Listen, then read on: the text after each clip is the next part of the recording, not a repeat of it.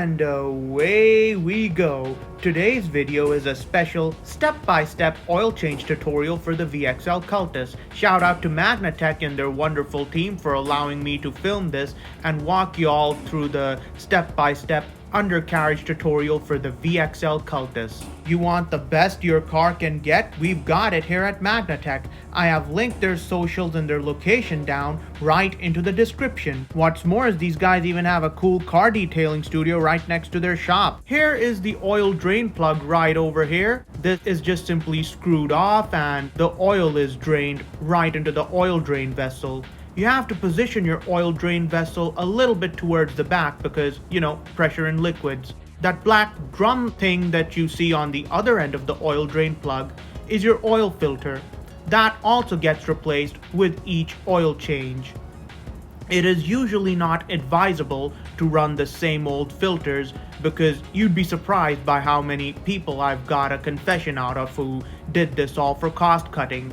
You do not want to cheap out on car maintenance because, engine oil and 10 out of 10 oil changes are expensive, but getting a brand new engine for your car is more expensive. As you can see, the mechanic is carefully removing the oil drain plug, and he's a real one for working on a hot engine. I would normally wait for him to cool off, but I don't tell nobody how to do their job much.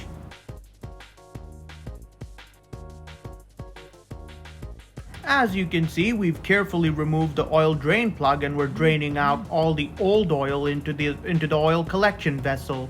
You gotta wait for all the oil to be drained in. And the oil looks like you'd expect used oil to be. I mean, I've clearly seen worse.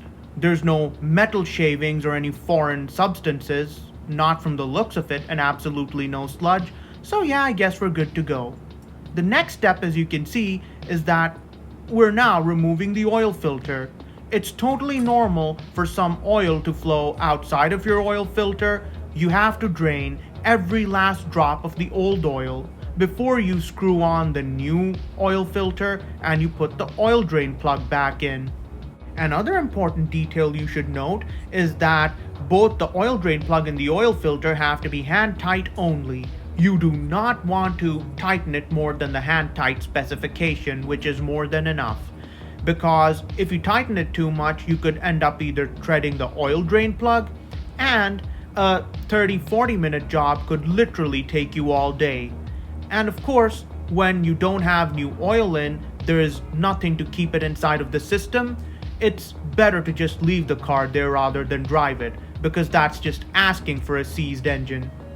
So with the oil filter carefully removed, now all we need to do is put the oil drain plug back in and the new oil filter. Here is where the new oil filter will go in. You should also double check whether or not the rubber gasket is stuck over there from the old oil filter, because double gasketing could turn into an expensive problem which you don't want. So you have to double check whether the old gasket is stuck there or not.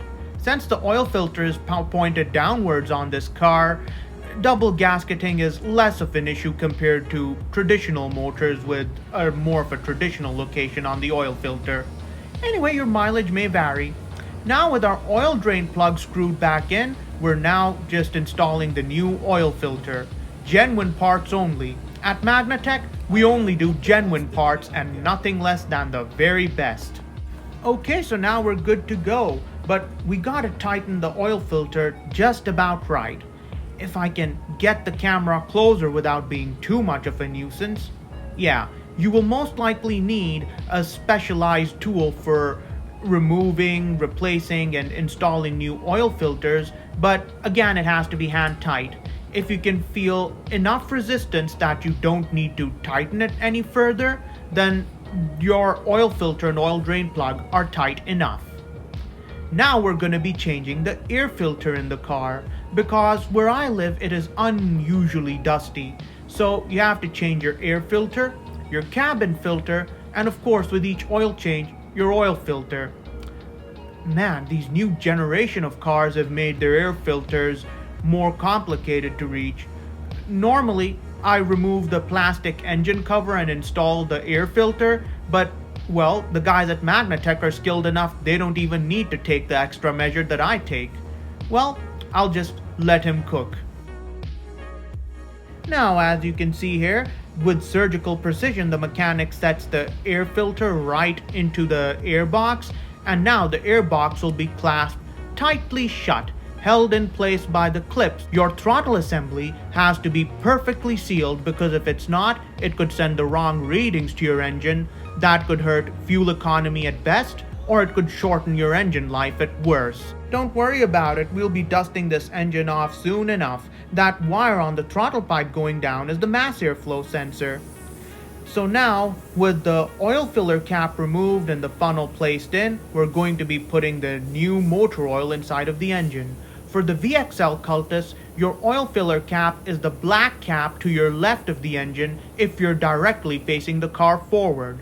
Again, that too is hand tight, and well, it's removed, funnel goes in, and then you pour the brand new motor oil inside.